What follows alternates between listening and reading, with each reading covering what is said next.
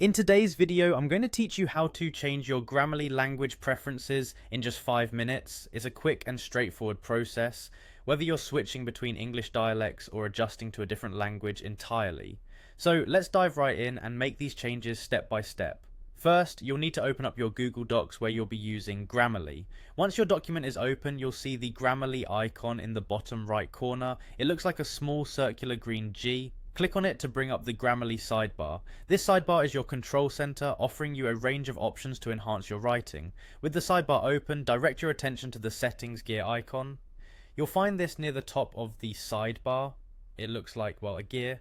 Click on this gear icon to access the settings menu. This is where you'll manage customization options for Grammarly, including those all-important language settings. Now, scroll down until you see the section titled I Write In. This section allows you to select your preferred language or dialect. Click on this area, and from the drop-down menu you'd select British English if that's your preference. If for any reason you can't find your desired language here, there might be another way to set it. Keep watching to understand how to access additional settings. For more specific preferences, click on the option labelled All Settings at the bottom of the settings menu. This will take you to Grammarly's comprehensive settings panel on your web browser. Here, you'll have access to a wider range of adjustments that can enhance your writing experience further. Once you're in the web settings, look for the Writing tab and click on it.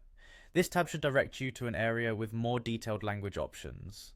After opening the Writing tab, find the section titled Language Settings. Within Language Settings, you can now set your primary writing language.